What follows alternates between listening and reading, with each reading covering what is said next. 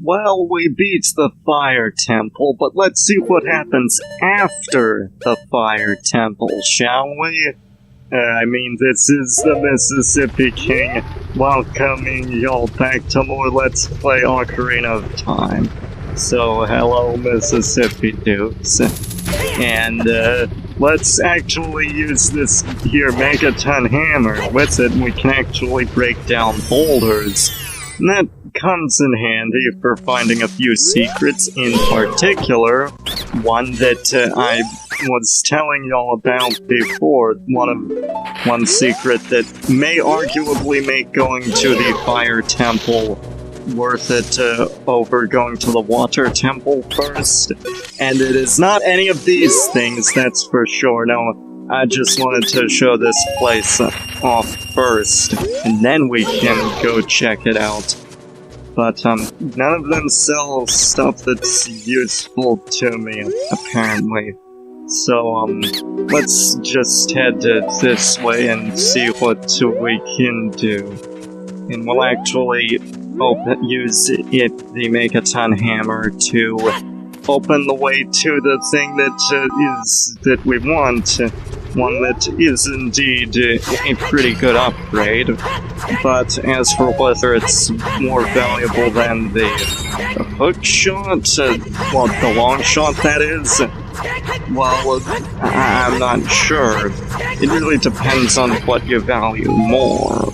We'll get into that when we actually get to it, but let's try and investigate it and get the awesome upgrade. If we break these here boulders, then it actually opens the path to a fairy fountain. And what does this fairy grant? A new spell? Well, no, actually, a longer magic meter. Which, if you use magic a lot in this game, then that can definitely come in handy. There's a spell that we'll get later that is really useful, I find. But the thing is, with that spell, is that we'd have to beat both the Water Temple and the Fire Temple before we can get it, so I wouldn't really find that it would be that useful. So, like, the extended magic meter we can get before we get that spell, like, we'd be getting it anyway before we get to the new spell. But, yeah, for some people that they may use, like, Farore's Wind a lot, I don't really tend to use it that much. And, Din's Fire can also come in handy a few times, but there are also some arrows that increase your attack capabilities. Although, like, they're more useful, the arrows, that is, they're more useful in Majora's Mask. So, they're not bad, but it's just, their applications here seem fairly limited. With that out of the way, we can actually continue.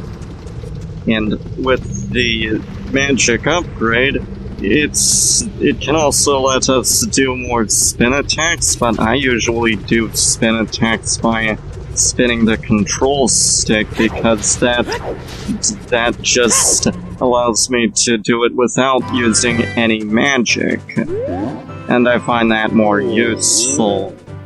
Plus, you can pull it off quicker. Nevertheless, there are some useful applications of magic, and it can definitely come in handy. And if you value magic and use it a lot, then I would recommend going to the Fire Temple first, if you prefer to have a longer hook shot first, and it allows you to get a lot of things like Gold Skulltulas earlier, then I would recommend going to the Water Temple first. But I decided to tackle the Fire Temple first because I believe it will actually limit the amount of backtracking. I could be mistaken on that. And it allows us to get a number of neat things as well, especially course, then again, now that I think about it, maybe it would have made more sense to...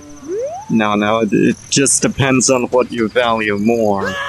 But again, I guess the actual applications for the long shot come into play more later in the game, like after you beat the Fire Temple and the Water Temple, so I mean, I guess it kind of cancels out. But I don't know. It really depends. I'm not quite sure how that would work. Because, here's the secret. I'm not really that much of an expert at this game. I don't usually go after all 100 Skulltulas. And I certainly can't tell you where all the secrets are. I mean, I can find all of the heart pieces and most of the upgrades, but as far as all of the obscure hidden secrets or what all of the gossip stones says, well, I am completely in the dark about a lot of that. I mean, I have some vague understanding of the secrets, and in fact I did go out of my way to, earlier in the Let's Play, I did get a few things that I did not get in the previous, in many previous playthroughs, like the Deku Stick upgrade and the Deku Nut upgrades. So I don't normally get them, but I did in this playthrough. I think I got them in my first playthrough as well, but I'm not totally sure on that. Also, it's raining now, and I am going to be going for all 100 Skulltulas. So what could this possibly mean now that it's raining?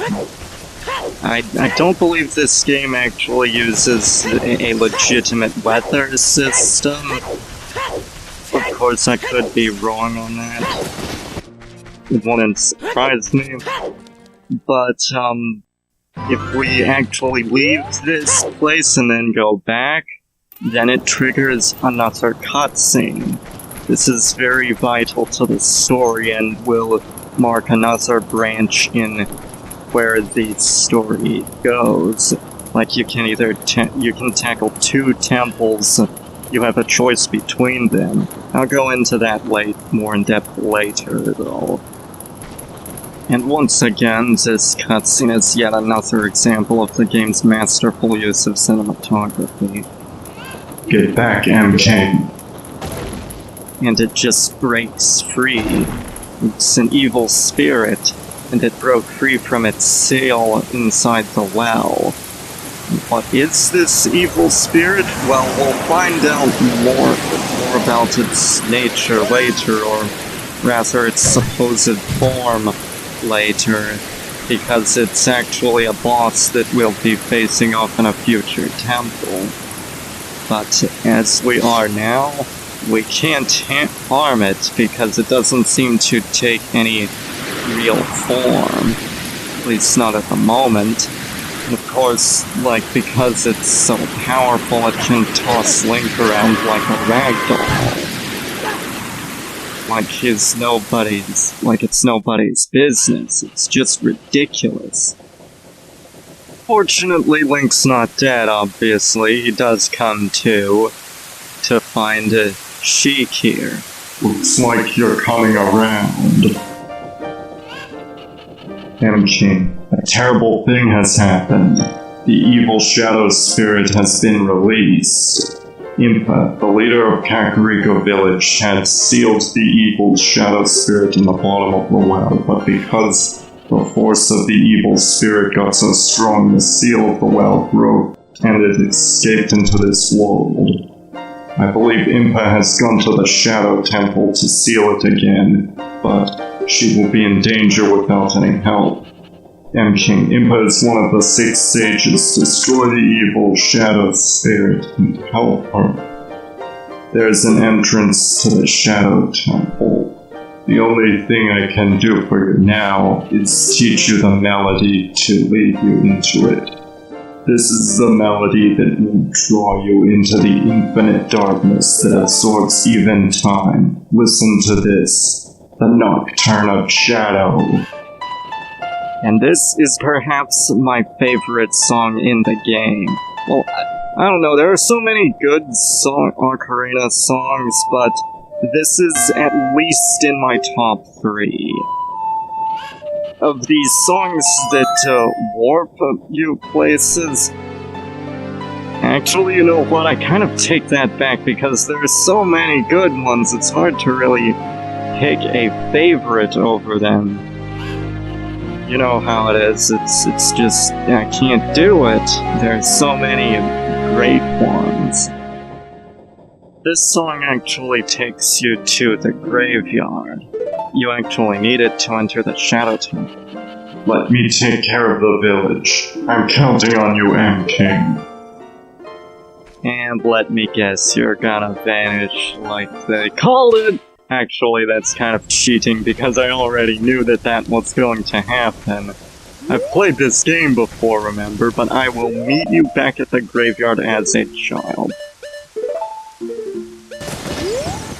And we're back at the graveyard, but actually I meant to show this off.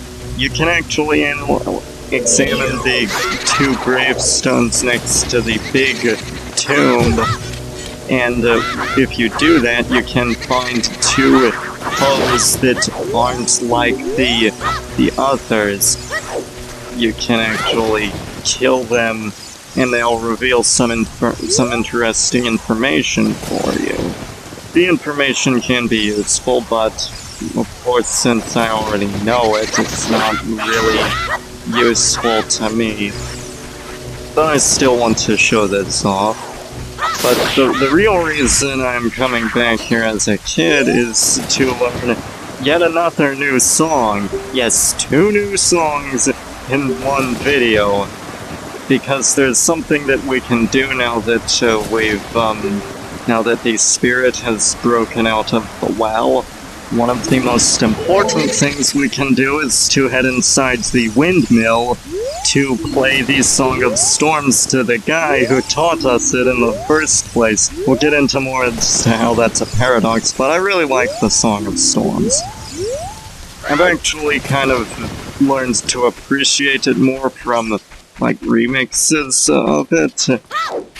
So it's like, because of... And I'm not normally the kind of guy who listens to remixes, but in this instance I think it has helped me to appreciate the quality of the track more than I did before. I've come to like it more as a result. But there's something else that I want to do on Death Mountain as well. And what is that? Well, be patient and let's find out, shall we? But we can actually bomb some boulders in Goron City. And I've been meaning to do this for a while, but I just never really got around to it. If we do that, then it will actually lead to yet another Gold Skulltula, and since I am going for all 100, this is pretty important to take note of. I don't really like going for all 100 because, well, getting all 100 just isn't worth it. However, like, this is a Let's Play, this is a 100% completion run, so I'm going to look for all 100 of them. And I'm making some pretty decent progress on that too, if I do say so myself. I'm already more than halfway there. I think at this point it's like I'm over 3/4 of the way there, so not too bad if I do say so myself. One thing I should have mentioned about the pose earlier is that they're actually called the Composer Brothers. One of them is named Sharp and the other is called Flat, because music puns. That's as good a reason as any. It's not that clever, but You know, I'm kind of the person who just tells them stupid puns, so I mean, I probably wouldn't come up with anything better. You know, I'm not going to tell anybody a pun. But what I am going to do is to find one of them Skulltulas. It's gotta be around here somewhere. I think you can actually use a future item that you get to take care of the silver boulders. Well, I know you can, but because I've actually done it in previous playthroughs. But, yeah, that was it. So I guess I'll meet y'all back at the windmill. And we're back here at the windmill. So let's actually teach this guy the Song of Storms. And the reason this is a paradox is because he's the one who taught it to us. He taught us the Song of Storms. So then how did we learn it in the first place? How did anybody learn it? Since since Link is the one who taught it to him, and this guy taught it to Link, how does that work? I mean, that's just weird. It's a time paradox. Time paradox! Would you shut up about that? That's unrelated. That's a different time paradox. But yeah, when we do that, we can actually drain the well of water, and we need to do that in order to get to the bottom of the well, which is... it's not exactly a dungeon, I'd say it's more of a mini-dungeon. But, yeah, he's not too happy about playing... like, he won't be too happy with us playing the Song of Storms. That's how he'll teach us the Song of Storms. Our time paradox is fun. In all seriousness, the bottom of the well is pretty easy. It's not too difficult, it's very short. However, I think I'm actually gonna save that for the next video. Like, we'll save it for later.